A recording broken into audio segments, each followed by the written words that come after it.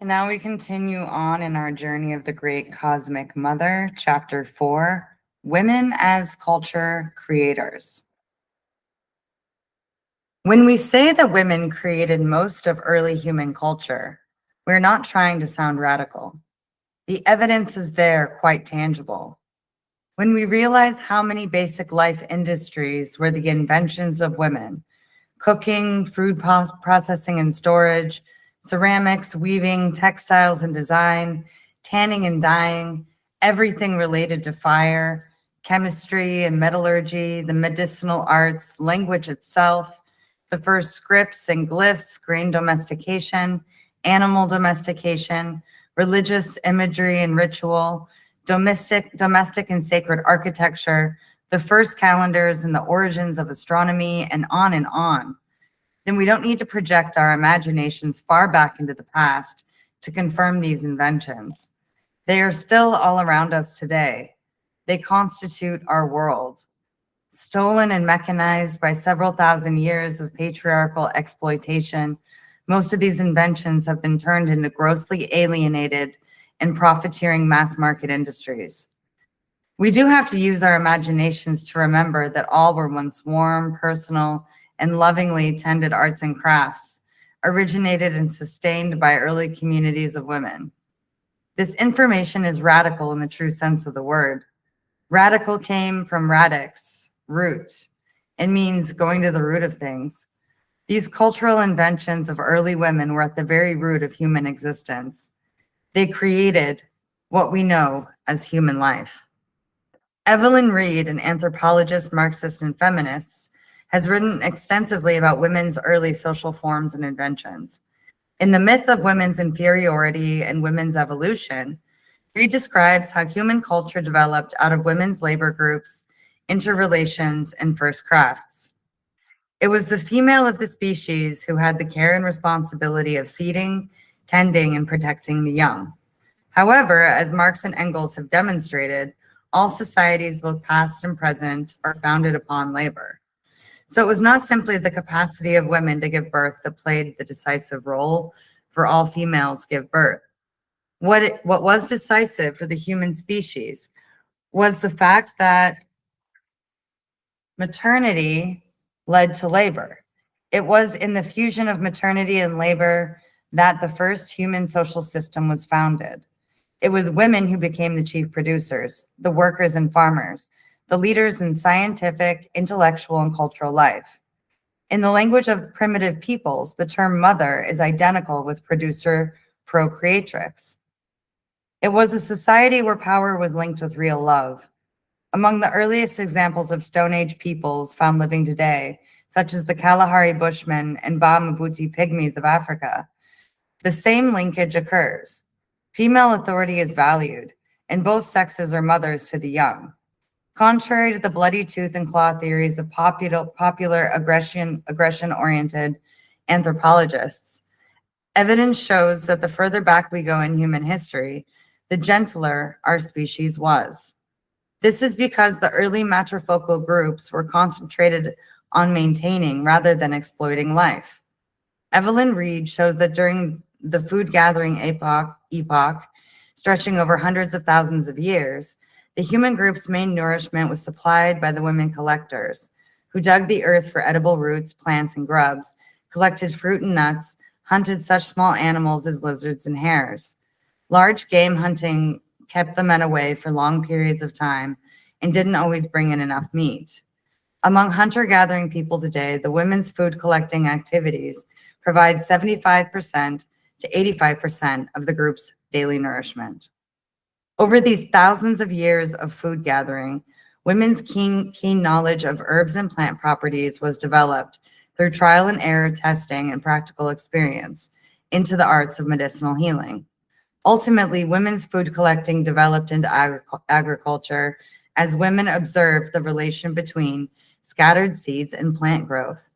This female invention, based on generations of experimentation with seed cultivation, cutting and grafting, grain storage, that brought about the vast Neolithic revolution circa 10,000 BC.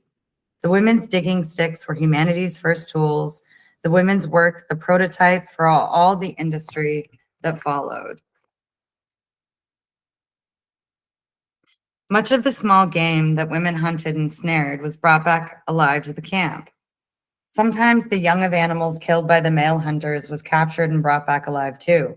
These animals were often kept as pets, provided the first experiments in animal training and domestication, which finally led to stock breeding. Motherless animal Motherless animal young often suckled the women's breast, as captured bear cubs do today among the Ainu of Japan. So even the domestication of animals had its roots in women's maternity.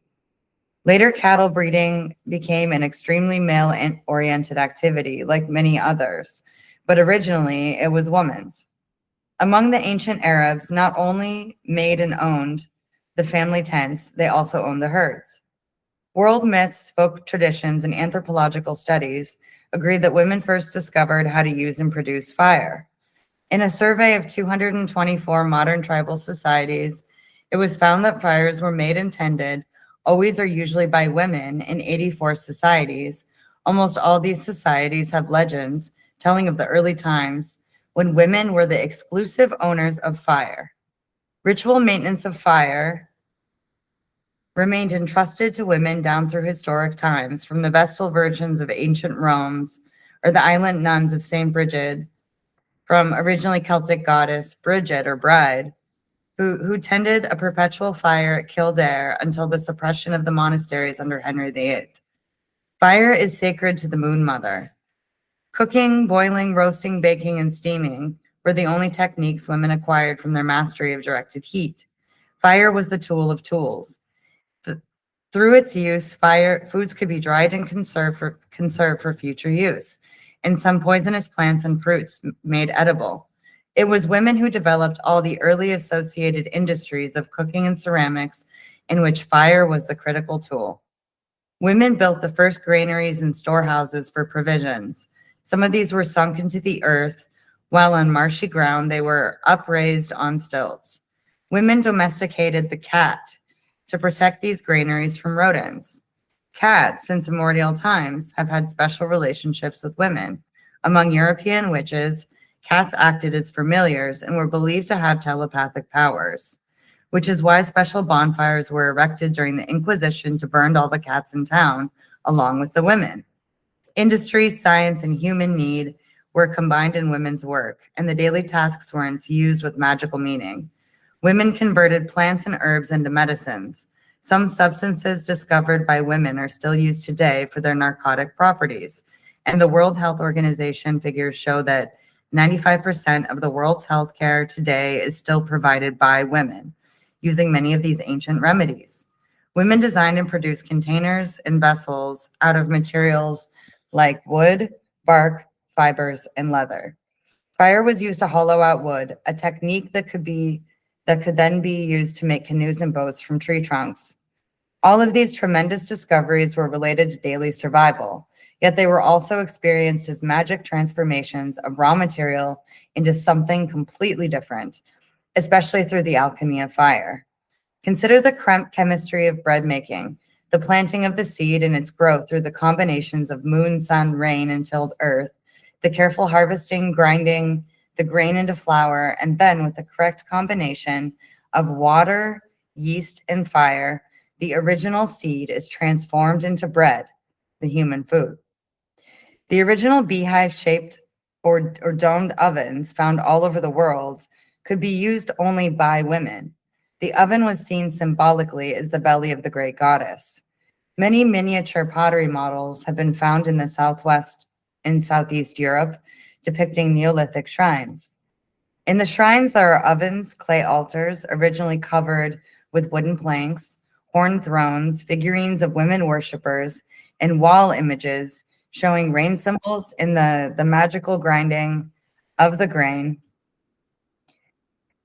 In these regions, there's still women's rituals of celebration involving the sacred New Year bread dough, which is held communally in the upraised arms of the elder women of the group. The textile industries also originated in women's work. Women developed cordage techniques, the weaving of bark and grass fibers into baskets and textiles.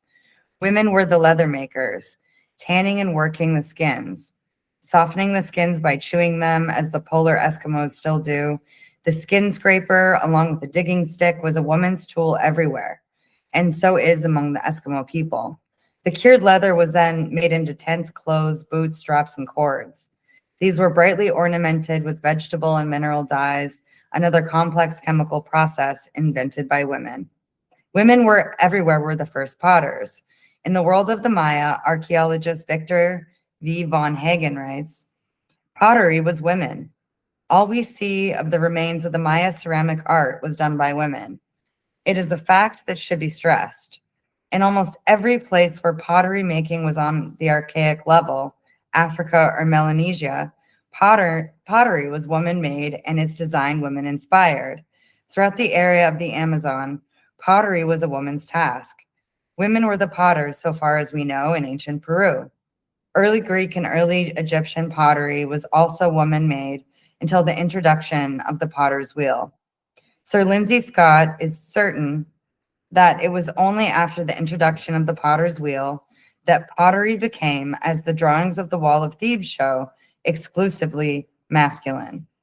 This suggests that all the superbly beautiful patterns found on pottery, as well as weaving, were conceived by women.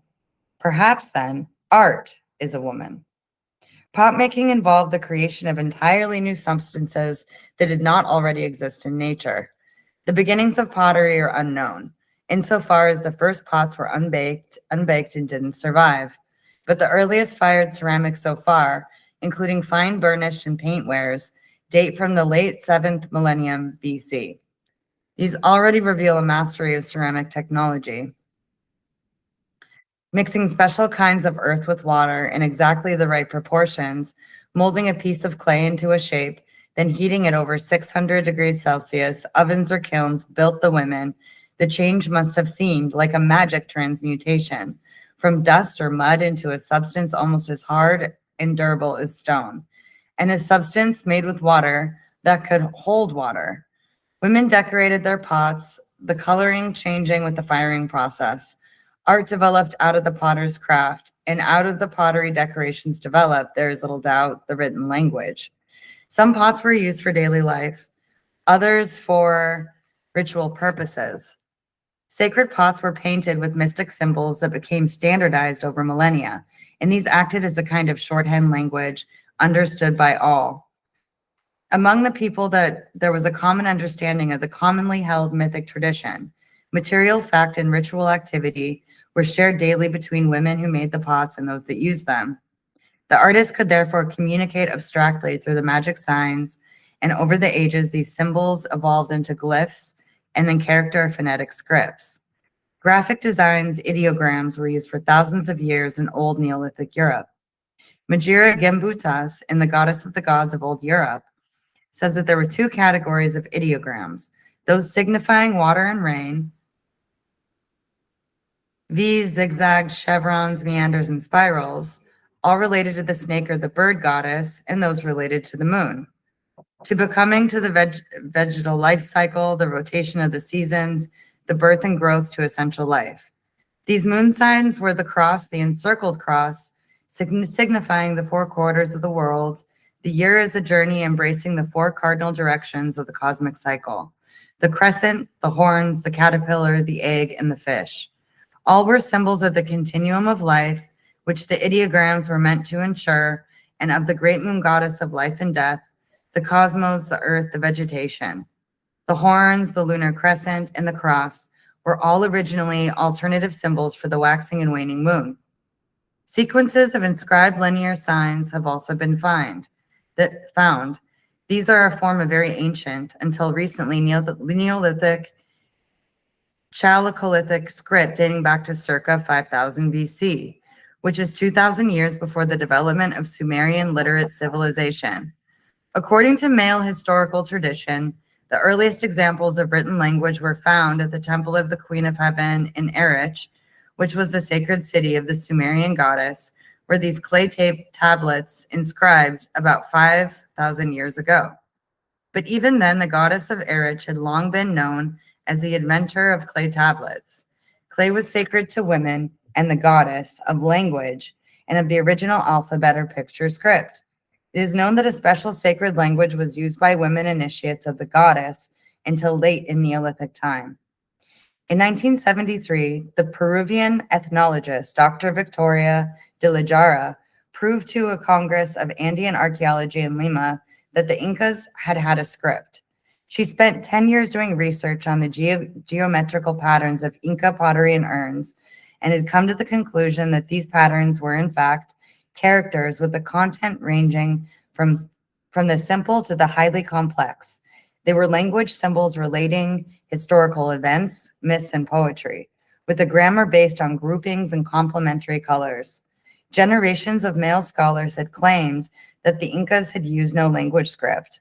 In fact, they were not looking in the right place or in the right way.